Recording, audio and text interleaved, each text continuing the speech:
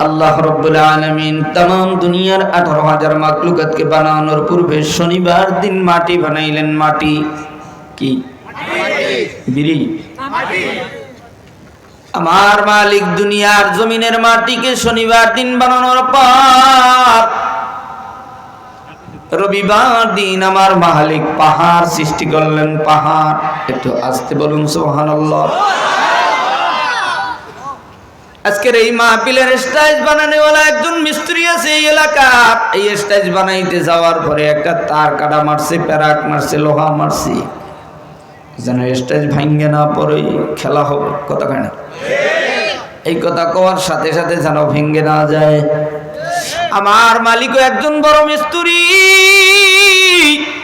দুনিয়া নামক এই জমিন নামক স্টেজকে বানানোর পর আমার মালিক পাহাড় নামক প্যারাক দিয়ে দুনিয়ার জমিনটাকে মজবুত বানাইলেন। আস্তে কোন সুবহানাল্লাহ।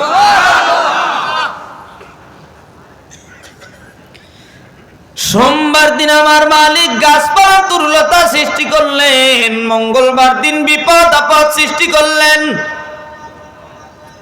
বুধবার দিন পশু পাখি কীট পতঙ্গ সাপ বিচ্ছু পোকামাকড়,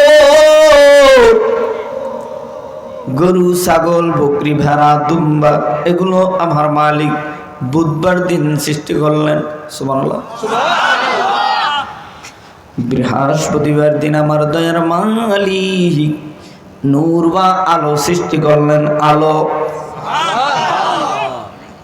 শুক্রবার দিন আমাদের বাবা আদম নবীকে আল্লাহ তাআলা আগুন, পানি, মাটি, বাতাস, এই চার বস্তু দিয়া আমাদের বাবা আদম নবীকে আল্লাহ তাআলা বানাইয়া জান্নাতের ভিতরে প্রবেশ করায় রাখলেন। আস্তে বলুন মারহাবা।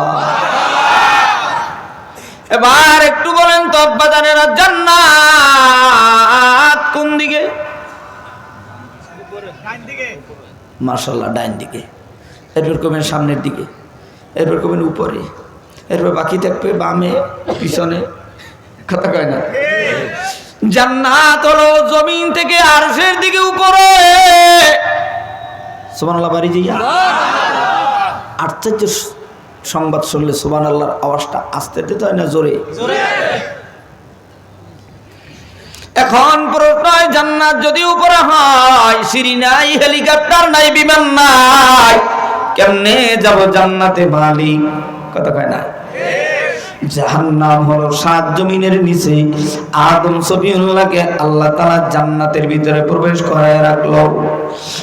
আদম সফিউল্লাহ থেকে শুরু করে মুহাম্মদ রাসূলুল্লাহ সাল্লাল্লাহু আলাইহি ওয়াসাল্লাম পর্যন্ত যুগে যুগে আমার মালিক দুনিয়াতে নবী রাসূল পাঠাইলো।